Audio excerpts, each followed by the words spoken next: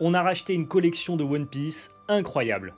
Salut à tous, je m'appelle Val, je suis un passionné de TCG et notamment de One Piece Card Game. Aujourd'hui, je vais vous présenter dans cette vidéo une magnifique collection que notre boutique de TCG en ligne La Belle Carte vient de racheter. On n'a pas tous les jours l'occasion de voir passer des belles cartes comme ça et je me suis dit que ça pouvait être intéressant déjà de me faire kiffer en faisant une vidéo et en plus de vous faire kiffer en vous montrant des cartes plutôt sympathiques. L'avantage de cette collection, c'est qu'absolument toutes les cartes sont en anglais. Donc c'est-à-dire que vous pouvez jouer avec si ça vous intéresse. Et on sait qu'en ce moment, la collection anglaise, c'est la collection la plus recherchée dans One Piece. Au niveau de cette collection, vous allez voir, il y a tout type de rareté. Ça va de la rareté la plus commune, c'est-à-dire les alternatives classiques, jusqu'à de la carte manga ou de la promo tournoi. Cette collection que je vais vous montrer lors de cette vidéo, elle sera en vente en exclusivité sur Vogt dimanche soir à 19 h. Demain, pour ceux qui regardent cette vidéo samedi. Ça sera le premier canal de vente pour les cartes de cette collection et ensuite passer cette soirée de vente sur Vogt. Dans ce cas-là, les cartes seront disponibles sur notre site labellecarte.fr ou sur notre card market La Belle Carte. Mais pour tous ceux qui voudraient participer à cette vente, eh bien les produits seront d'abord disponibles ici. Vogt, c'est une application d'enchères en live. C'est très simple, c'est comme eBay, sauf que vous avez des personnes qui sont en live, en direct, pour vous vendre des items, des objets, des boosters, des produits scellés, tout ce qui est lié à l'univers de la collection. Et nous, notamment, on fait du TCG. Alors, on fait pas que du One Piece, mais en tout cas, cette soirée-là, elle est dédiée à One Piece. Si jamais vous rejoignez l'application, qui est une application totalement gratuite, vous ne payez que ce que vous achetez sur l'application, et bien dans ce cas-là, vous avez le code LABELLECARTE qui vous donne 10 € offerts. C'est un bon d'achat qui est crédité au moment où vous créez votre compte. Dans le code parrainage, vous mettez LABELLECARTE et vous avez ces 10 € que vous pouvez utiliser lors d'un achat, que vous pourriez faire peut-être dimanche soir à partir de 19 h. Donc on espère vous voir nombreux. C'est une des plus grosses ventes de One Piece anglais sur l'application Vogt. On est hyper content de pouvoir vous proposer ce live-là. On est très content de pouvoir faire des rachats de ce type-là sur One Piece. Et on espère évidemment que la collection vous plaira. Sur Vogt, vous pouvez naviguer dessus sur Internet, mais c'est aussi une application sur téléphone. Vous avez forcément des shows qui sont disponibles à toute heure de la journée, sur lesquels vous pouvez cliquer pour ensuite aller acheter des petites cartes. Et si jamais vous tapez La Belle Carte dans la barre de recherche ici, eh bien vous trouverez directement notre profil et surtout notre show prévu pour le dimanche 25 à 19 h. Vous avez déjà la plupart des produits qui sont listés. Vous pouvez mettre des cloches dessus, vous pouvez mettre des enchères automatiques, vous pouvez enregistrer le show dans vos préférences pour recevoir une notification au moment où ça se lance.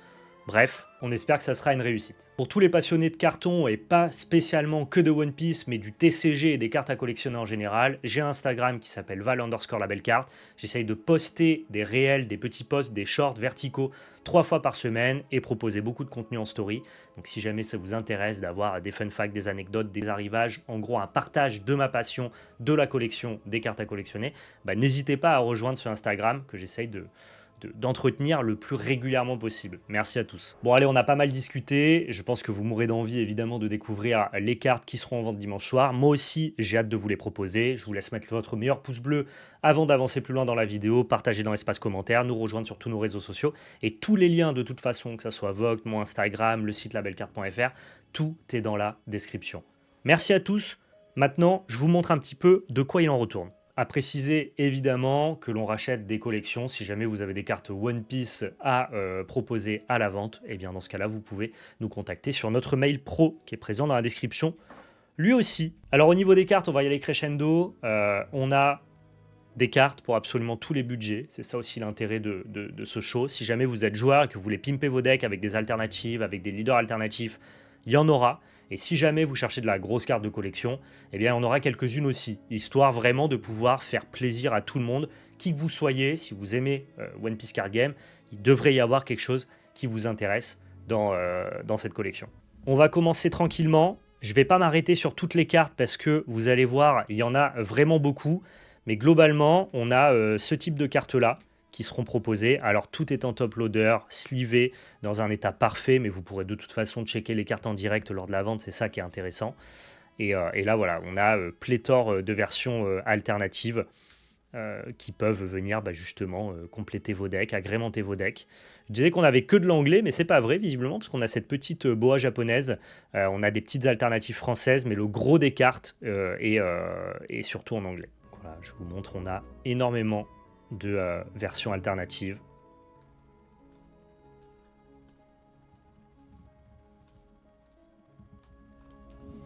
Ça fait plaisir de voir autant de cartes réunies au même endroit. Je suis un peu excité. C'est la première fois qu'on rachète une collection aussi importante. Ici, on continue avec de jolies alternatives.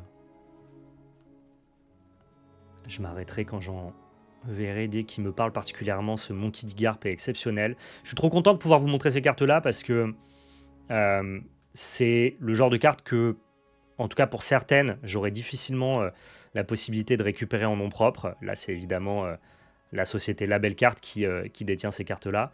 Et ça me permet de faire du contenu, de montrer des belles cartes en vidéo. Donc je pense que ça peut être intéressant. On a cette Nami Zeus là qui est vraiment très très belle. Hein.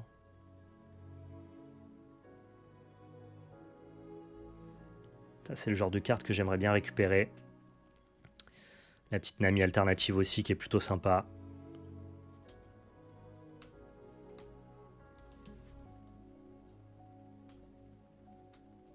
Hop, on continue.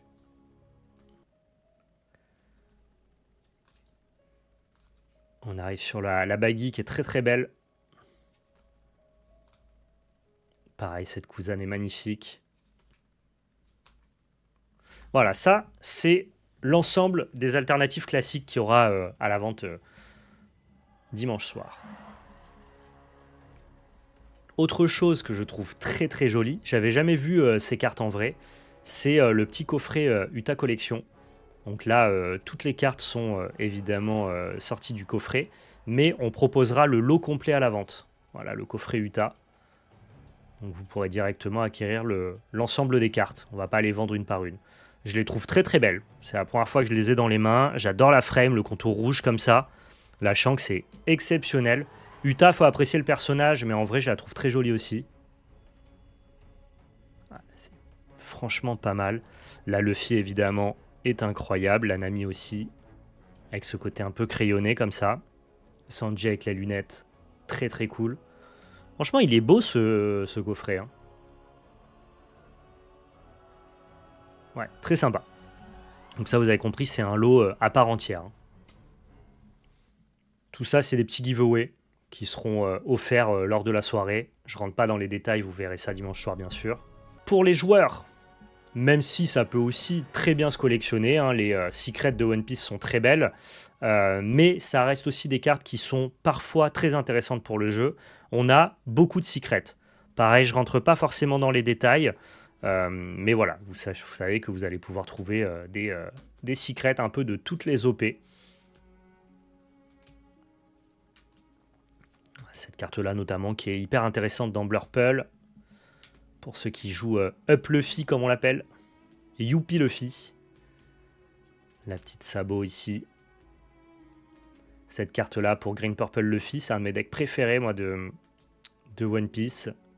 La Gear 5 de OP5. Kuzan qui est plutôt très bien pour ceux qui jouent encore Sakazuki. Il y a des résistants. Moi je joue Sakazuki. Alors je joue Sakazuki pour le fun, mais ça existe encore un peu. La Kobe qui est très belle, je trouve. Le dégradé de couleur derrière en fond, une espèce de dualité entre le bleu et le rose qui ramène au code couleur de Kobe avec ses cheveux roses et le bleu de la marine. Je trouve que c'est une des plus belles secrets du jeu. Elle est vraiment très réussie cette secret. On a un magnifique Gold Roger, on en a même deux, ça pareil, est très important dans le deck Ace pour aller battre les decks Imu. La petite Bonnie qui est très bien dans le deck Bonnie, hein, dans le deck éponyme. La première secret du jeu, la Shanks, ça c'est des très très belles cartes. Hein. Alors certaines sont en française, hein, je le vois ici. Et le Monkey D. Luffy, lui, est en anglais. On passe maintenant sur les secrets alternatives avec ce magnifique Sogeking pour commencer. Ah, c'était l'époque où il n'y avait pas encore les petites étoiles pour signifier le côté alternatif de la carte. On a cette alternative de Shanks OP1. Très très jolie. L'alternative de Charlotte Katakuri. Hein. Donc ça, c'est des alternatives, mais de secret. Donc c'est un peu plus rare, un peu mieux que les alternatives classiques. La Monkey D. Luffy en Gear 4. Vous avez la magnifique Roger ici, de OP9. Ça, c'est une très très belle carte. Je l'ai en japonaise, celle-là. C'est plus accessible si c'est seulement pour la collection. Par contre, pour pimper votre deck, c'est obligatoirement en français ou en anglais. Pour ceux qui veulent jouer des versions un peu pimp de Ace, c'est plutôt stylé. L'Akuma, c'est la secret du moment. Hein. Joué à la fois dans ST29 Luffy, qui est un des meilleurs decks du format, et Boa Hancock, qui est un des meilleurs decks du format évidemment. Eh bien, vous avez cette petite Bartholomew Kuma en version alternative. Ici, on a la secrète alternative EB2 de Luffy. Très sympa également. La Gear 5, le Luffy Gear 5. Alors, le Luffy Gear 5, c'est devenu, depuis la hype récente, mais c'était déjà un peu le cas avant. Pour le coup, la collection sur One Piece n'a pas commencé avec OP13, mais c'est un peu devenu le Graal, la chase card, le drac au feu de One Piece. Tous les Luffy Gear 5 sont recherchés, se collectionnent et partent bien. Et ici, on a cette version alternative de Luffy de OP05 en 2 exemplaires. Et c'est une carte qui a pris pas mal de valeur récemment. La carte est très belle. Pour de vrai, je comprends la hype qu'il peut y avoir sur ces Luffy. Et ici, on a la version secret alternative du Luffy de OP13. Moi, j'aime beaucoup les alternatives comme ça, à l'instar du Goldie Roger, parce que je trouve que c'est des alternatives un peu muséum qui, avec un fond un peu neutre, mettent vraiment en avant, showcase un petit peu le personnage. Pose muséum, c'est à la différence justement d'une pose dynamique, c'est des poses vraiment où on voit le personnage ou de 3/4 ou de face, mais pas forcément dans un élan ou dans une action, qui est plutôt juste en train de poser finalement, comme si on le prenait en photo. Et c'est moi personnellement les cartes que je préfère. Typiquement dans les versions manga des cartes One Piece, je préfère toujours les poses muséum plutôt que les poses dynamiques. Et je trouve que ces cartes-là sont très réussies. Ce type de secret alternatif me plaît beaucoup. Allez, on rentre dans des cartes un petit peu plus onéreuses et que les collectionneurs apprécient particulièrement. Moi, le premier, les leaders alternatifs. Alors, leaders alternatifs, il y en a évidemment pour tous les goûts. Moi, j'adore les leaders grosses têtes. Mais certains préfèrent les leaders équipages, il y en a aussi. Là, ici, on a le magnifique Newgate qui a terrorisé le jeu à ses débuts. Le petit Barbe Noire, que j'ai déjà, la carte est exceptionnelle. J'ai fait un post Insta sur ce type de carte-là. On a le Gecko Moria, que j'ai aussi parce que j'ai commencé le jeu à OP6 et c'est le premier deck que j'ai monté, Moria. Et il était trop bien ce deck d'ailleurs. La petite Sanji ici, de PRB 01. Seul leader de PRB d'ailleurs. Le NL, le deck de PL. Très frustrant à affronter ce deck-là, mais très fun à jouer. Le petit Garp qui commence à côté. On est sur du OP02. Ça commence à se raréfier, ce genre de carte-là. Ici, on a le Calgara. Le petit Kobe. Paraît que c'est pas trop mauvais. Ceux qui jouent avec s'amusent bien. On a effectivement ici l'un des meilleurs leaders du format, Portgas Ace, sorti en OP13 et toujours très viable en OP14. Moi, c'est un peu le deck que je joue si jamais je veux faire des tournois. On a Isho ici en version plutôt full art, un autre type de leader. Et là, on arrive directement sur les leaders du second anniversaire en anglais. Ça, pareil, c'est des cartes qui ont pris énormément en valeur, notamment là, le Figure 5.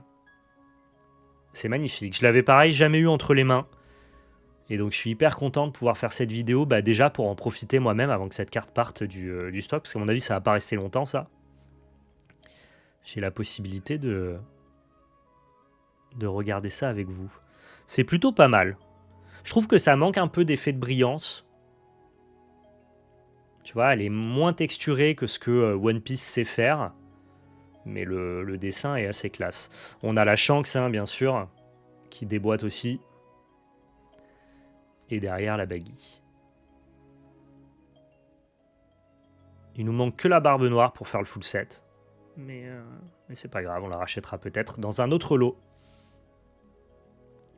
Ici la Zoro un peu gris métallisé. Et derrière la Portgas Ace, qui vient du fameux starter deck ST13. Ça faisait partie des packs promotionnels, à l'instar de ce qui se passe avec ST29 maintenant, où on cherche à avoir les leaders en version alternative. Très joli. Ça, pour le coup, les effets de texture de foil et tout sont très réussis. Vous allez voir, on continue avec les leaders parce qu'il y en a pour le coup beaucoup. Le Usopp, qui est magnifique. Très très beau ce leader-là. Alors Caesar Clone, je le déteste. Tout le monde le déteste. J'ai ouvert cette carte-là, je ne l'ai même pas mise dans mon classeur. Alors je sais qu'il y a des complétistes qui font les full sets, mais moi j'aime pas le personnage. La Sugar, pareil, très jolie, hein, avec la texture et le foil qui marchent bien. Ici on a la Shanks en collaboration avec PSA, et elle a l'avantage d'être toujours scellée. Je vous montre, hein, il y a toujours le petit scellage, donc tout est en parfait état, mais celle-là est immaculée puisque aucun doigt humain n'a été posé sur la carte. Donc, ça, c'est du très très beau carton. La Kozuki Oden qui est très très belle. La petite Kid. Le Snake Man en version Big Head. Il faudrait que j'en récupère une parce que je joue Blurple. Ouais, je joue un peu beaucoup de decks finalement à One Piece, mais j'ai pas la version alternative du leader, donc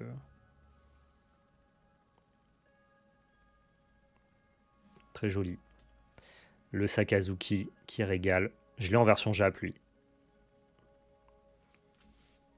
La petite Lime. Le King. La Pudding, très stylé aussi. Ça, c'est les leaders grosses têtes plutôt recherchés, hein. Pudding, c'est un personnage populaire que les gens aiment bien. La Nico Robin, même combat. La Baggy, une des plus belles pour moi. Le côté bleu comme ça, tout bleu avec le personnage. Le côté un peu crayonné, la texture exceptionnelle. Les leaders grosses têtes de OP9 sont les plus beaux leaders grosses têtes du jeu. Je le dis, je me commit. Je me commit sur la take. Déclaration chaude, comme diraient les Québécois. Personne dit ça, c'est pas vrai. Smoker. Et évidemment, Imu pour tous les joueurs du deck méta. Toujours très fort en OP14 lui aussi. Et là, on arrive sur des cartes un peu plus lourdes. Évidemment, on va crescendo. On a cette magnifique Luffy Dortmund qui est très très belle, très recherchée en ce moment.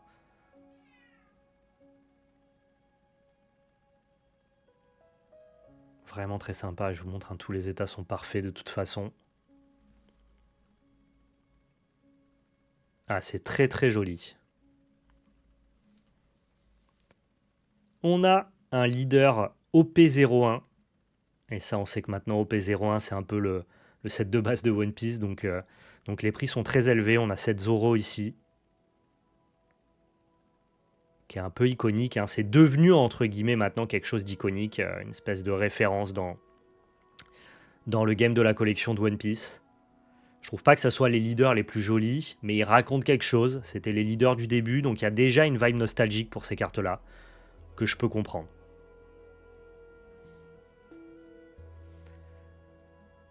La petite promo,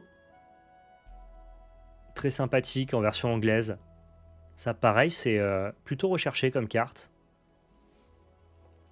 On arrive sur les TR, les trésors rares, donc les cartes exclusives à certains pays. On a notamment cette TR anglaise de Luffy en Gearfort. La texture est un peu sympa avec un effet un peu mosaïque. Je ne sais pas si vous voyez à la lumière. Ouais, c'est une Luffy, donc les gens se l'arrachent évidemment. Ici, on a une Ace. Trésor rare. Donc, c'est des cartes qui sont pas faciles à drop. Ça ressemble à des alternatives, mais elles sont beaucoup plus rares. Et elles sont surtout uniques à chaque langue. Cette carte-là, vous ne la retrouverez pas en française, par exemple. Ici, on a une TR de Zoro. La Zoro Juro. Pareil, le fond est assez joli. Les petits pétales ici qui brillent avec un foil un peu froid comme ça. Pas mal du tout.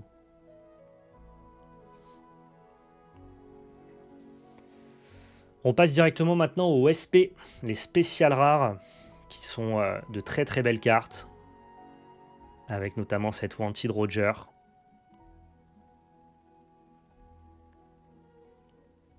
Ça, pareil, les gens maintenant se les arrachent. Celle-là, elle vient de OP09, qui était le set du second anniversaire.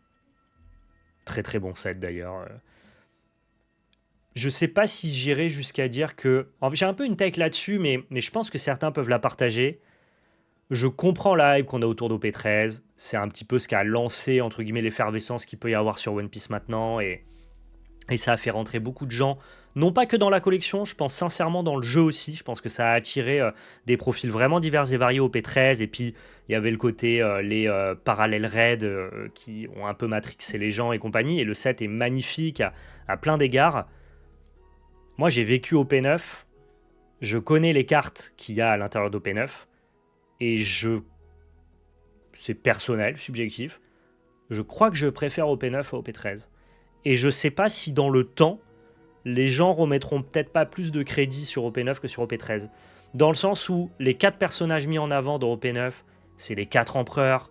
Tu vois, c'est Shanks, Luffy, Baggy, Barbe Noire. C'est des persos qui, pour moi, sont plus appréciés que Sabo et Ace, qui font quand même un petit peu pas le figure à côté de Luffy dans OP13, même si c'est les 3 frères avec tout ce que ça raconte de manière très, très émotionnelle. Je crois qu'OP9, les 4 empereurs me parlent peut-être plus. Voilà. Alors évidemment, il n'y a pas les... Il n'y a pas les SP parallèles, il n'y a pas le Demon Pack, donc OP13 a un supplément de générosité, mais je préfère les mangas et les personnages poussés dans OP9. Et puis la boîte noire, pardon, fantastique. Ici, on a les petites SP d'ailleurs, qui sont des SP qu'on n'a jamais revus, qui viennent de OP4, avec la Magellan. Et le Sakazuki, avec les roses derrière, ça c'est très beau. C'est dommage, j'ai l'impression que l'entièreté de la communauté est unanime sur le fait de dire que cette rareté-là en spécial est exceptionnelle. Tout le monde les aime. On voit notamment la cote qu'a pris la Boa. Et pourtant, Bandai ne nous les refait pas, alors que on adore les mosaïques, il n'y a pas de problème. On adore aussi les versions full art. Mais moi, je deal pour de nouveau des secrets comme ça. Ici, on a la Kid qui s'est fait tabasser. Là, on arrive sur les versions mosaïques et ça, mais qu'est-ce que c'est beau. Ça t'attaque la rétine. Ça, c'est beau à s'en crever les yeux. La Silver Riley ici, avec le niveau de détail. Pareil, les cartes. La personne qui faisait cette collection-là était particulièrement soigneuse.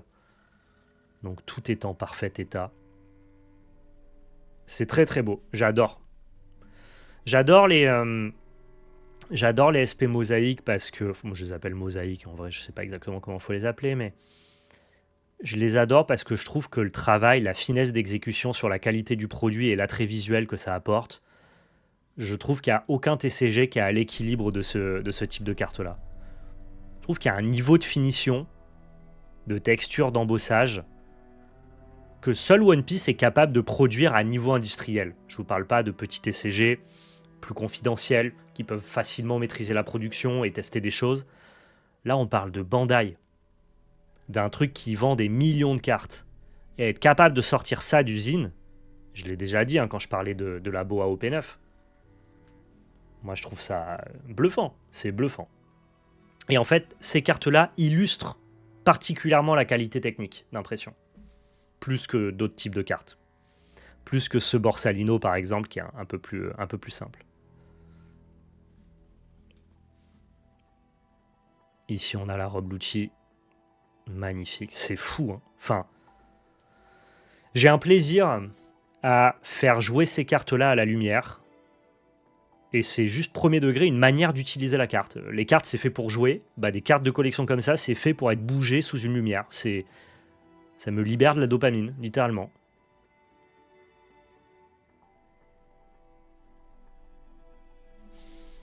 Très très jolie. Celle-là, très recherchée. La Sanji, évidemment. Pareil, encore une fois, avec tout le travail qu'on connaît sur ce type de SP.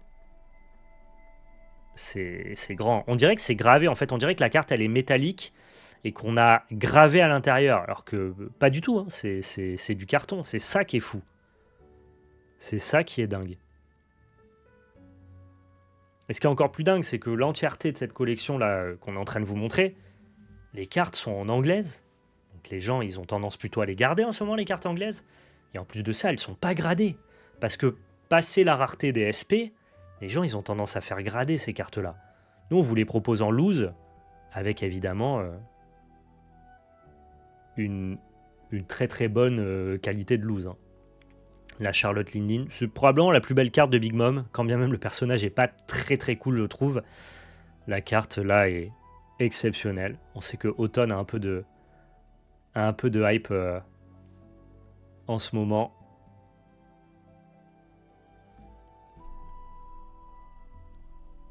Ouais, très très jolie. J'avoue que je l'avais jamais eu entre les mains, cette carte-là. Maintenant que je l'ai entre les mains, le jeu de lumière comme ça, descendant sur le personnage, c'est très réussi.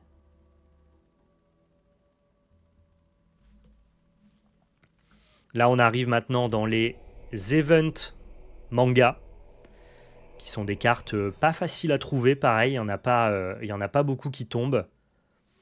Ici, on a le Gum Gum Fire Fist Pistol Red Hawk. Ces cartes-là sont très très belles. Là, on a le Honesty Impacto.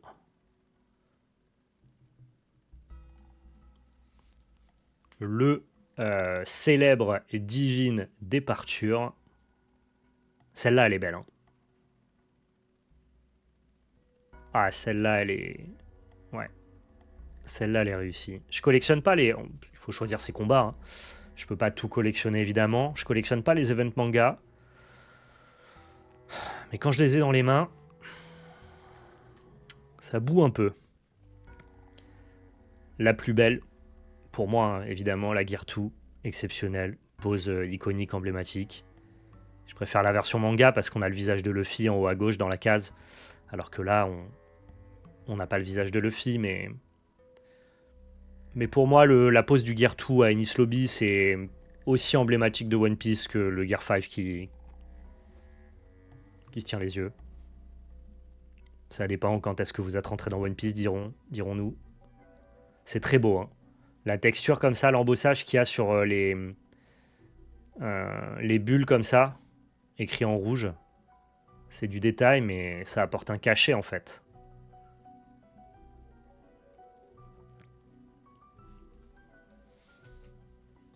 Une petite carte promo tournoi.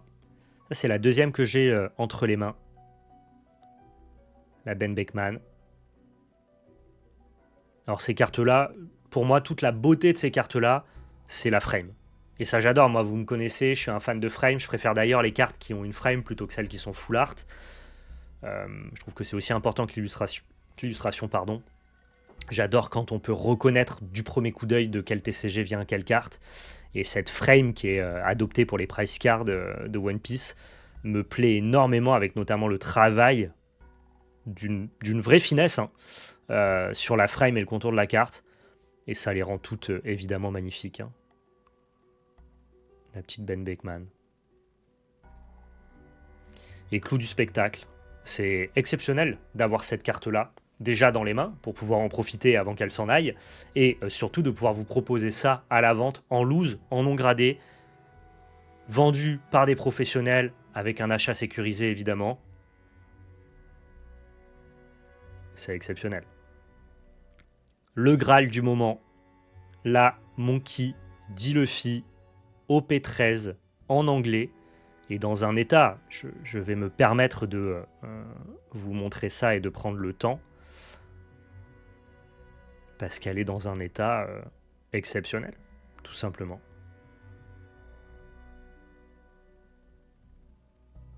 Ça, c'est la sleeve, hein. Ce n'est pas un point blanc sur la carte, pour ceux qui se demandent. Mais de toute façon, on pourra regarder la carte en détail pour ceux qui sont intéressés lors du live de dimanche. Je suis très content d'avoir cette carte dans les mains pour pouvoir constater sa beauté. Ah, elle est très très jolie.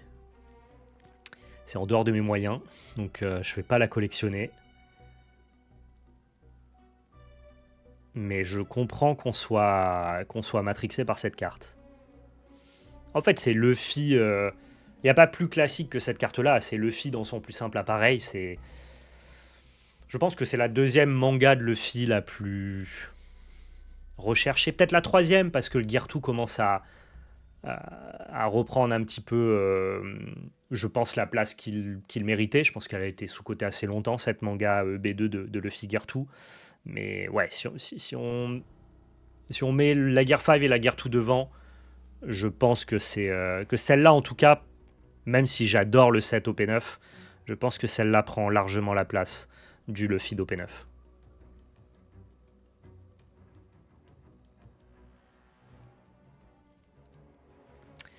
Voilà, magnifique. Vous avez quasiment tout vu. Il y a encore beaucoup de petites alternatives que je ne vous ai pas forcément montrées. Mais c'est ce qu'il faut retenir, c'est qu'il y en aura pour toutes les bourses, pour ceux qui veulent des petites alternatives, pour ceux qui veulent pimper leur deck, pour ceux qui veulent des cartes de jeu, notamment des secrets. Ça sera disponible, et pour ceux qui ont un peu plus de moyens et de budget, bah, vous l'avez vu, il y a des cartes exceptionnelles, avec notamment des spéciales rares, et bah, une des mangas les plus recherchées actuellement, et surtout en anglais, encore une fois.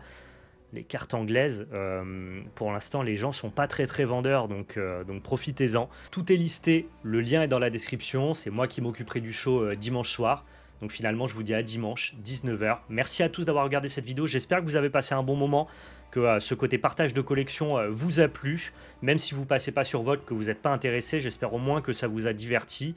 Et puis, bah, si jamais on rentre d'autres belles collections de ce type-là, j'hésiterai pas à en refaire quelques vidéos parce que je trouve ça très sympa. Merci à tous, prenez soin de vous, et surtout n'oubliez pas, c'était de la belle magie.